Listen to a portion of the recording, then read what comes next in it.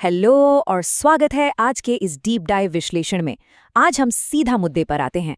हम बात करने वाले हैं उन अनकॉन्शियस यानी अचेतन पैटर्न्स की जो असल में बताते हैं कि एक हाई आईक्यू वाला दिमाग आखिर काम कैसे करता है।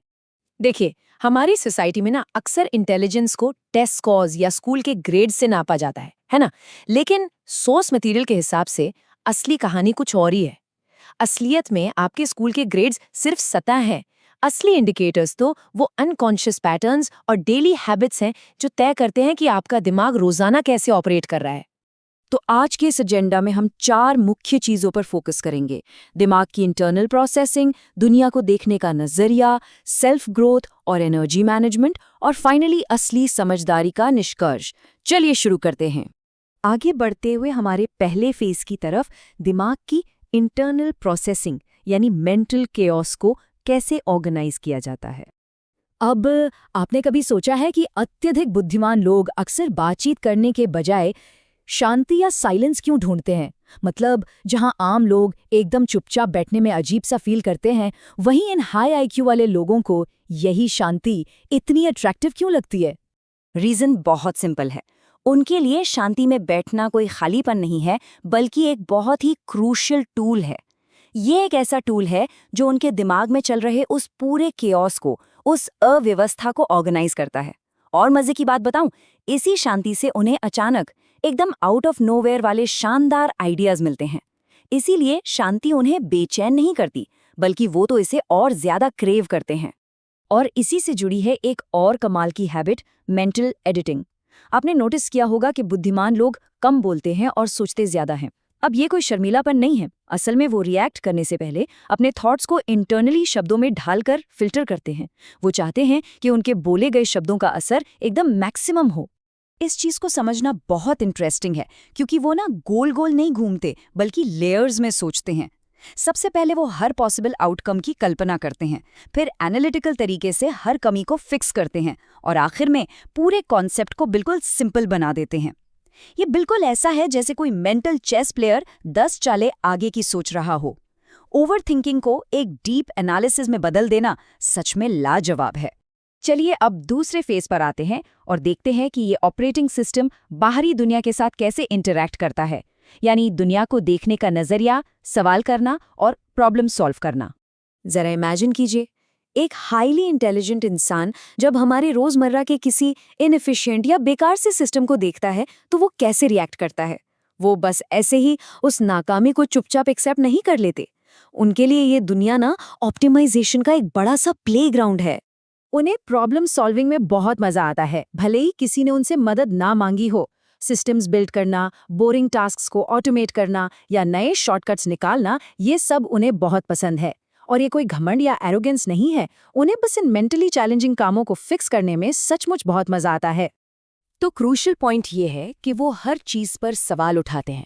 जो जैसा दिख रहा है उसे वो वैसे ही एक्सेप्ट नहीं करते। हर छोटी छोटी बात पर क्यों पूछना उनकी फितरत है। और पता है, वो बहस इसलिए नहीं करते कि उन्हें जीतना है, बल्कि इसलिए करते हैं ताकि वो चीजों को गहराई से समझ सकें। इसी क्रिटिकल थिंकिंग से वो सिस्टम की उन कमियों को पकड़ लेते हैं जिन्हें बाकी सब लोग इग्नोर कर देते हैं। और इसी डीप एनालिटिकल नजरिए से जन्म लेती है पैटर्न सेंसिटिविटी। ये लोग नेचुरली पैटर्न हंटर्स होते हैं। इंसान का बिहेवियर हो, कोई बातचीत हो या ढेर सारा डेटा, ये छिपे हुए कनेक्शंस फटाक से ढूंढ निकालते हैं और प्रेडिक्ट कर लेते हैं कि आगे क्या होने वाला है। दूसरों को देखने में शायद ही तची जादू जैसा लगे, पर असल में ये बस उनकी कमाल की पैटर्न सेंसिटिविटी होती है। आगे बढ़ते हैं हमारे तीसरे फेज पर, जो सेल्फ मास्टरी के बारे में है, यानी आत्मविकास और ऊर्जा, सच्ची ऑप्टिमाइजेशन। अब ये सवाल बहुत गहरा है। किसी गलती को आप कैसे सुधार सकते हैं अगर आपने उसे कभी एक्सेप्ट ही ना किया हो? ये सवाल ब्रूटल सेल्फ ऑनेस्टी यानी खुद से पूरी ईमानदारी बरतने की अहमियत को दिखाता है। जब तक आप में खुद की कमियों को एक्सेप्ट करने की अवेयरनेस ही नहीं होगी, तब तक कोई भी ग्रोथ या इम्प्रूवमेंट बिल्कुल इम्पॉसिबल है। इस कॉन्ट्रास्ट को जरा ध्यान से देखिए। जो ट्रेडिशनल तरीका है वो हमें टाइम और घंटों को मैनेज करना सिखाता है, पर हाई आईक्यू वाले लोग कुछ अलग ही करते हैं।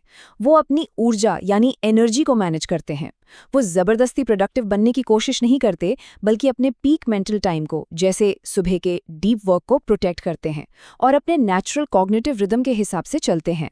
इसके अलावा जब बात कुछ सीखने की आती है तो उनके पढ़ने का तरीका भी अलग होता है।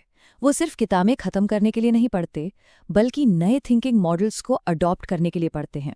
वो फिलॉसफी से लेकर कोडिंग तक अलग अलग टॉपिक्स के बीच जंप करते हैं। इसे कहते हैं दिमाग की क्रॉस ट्रेनिंग, यानी उनका फोकस सिर्फ वॉल्यूम पर नहीं, वैरायटी पर होता है।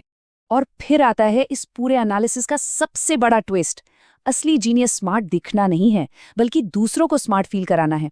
सच में इंटेलिजेंट लोग ना एकदम नॉर्मल साउंड करना जानते हैं। वो अपने रॉ इंटेलेक्ट को इमोशनल इंटेलिजेंस के साथ ब्लेंड करते हैं और बहुत ही मुश्किल आइडियाज को इतनी आसानी से समझाते हैं कि सुनने वाला भी कंफर्टेबल फील करे। फाइनली हम अपने आखिरी फेज पर आते हैं, असली समझदारी का निष्कर्ष और अपनी क्षमता का सही उपयोग। तो हमारे सोर्स मटेरियल ने कुल मिलाकर ठीक 10 ऐसी अलग-अलग अनकॉन्शियस हैबिट्स को हाईलाइट किया है जो मिलकर एक हाई आईक्यू वाले दिमाग के पूरे ऑपरेटिंग सिस्टम को डिफाइन करती हैं। यहाँ एक बात बिल्कुल साफ हो जाती है, किसी को सिर्फ इसलिए कम इंटेलिजेंट नहीं समझना चाहिए क्योंकि उसके पास कोई बड़े अवार्ड्स या सर्टिफिकेट्स नहीं है। असली सवाल ये है ही नहीं कि आप कितने स्मार्ट हैं।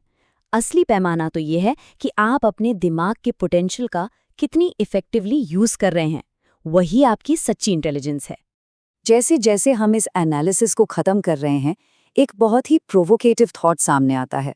इन 10 खास आदतों में से आज के हाई अचीवर्स के रोजमर्रा के बिहेवियर में आप कितनी आदतें नोटिस कर सकते हैं, या फिर खुद आपके अंदर इनमें से कितनी आदतें एक्टिवली प्रैक्टिस हो रही हैं? जरा सोचिएगा, क्योंकि यही तय करेगा कि आप अपनी मेंटल कैपेसिटी का कितना बेहतरीन इस्तेमाल कर रहे हैं।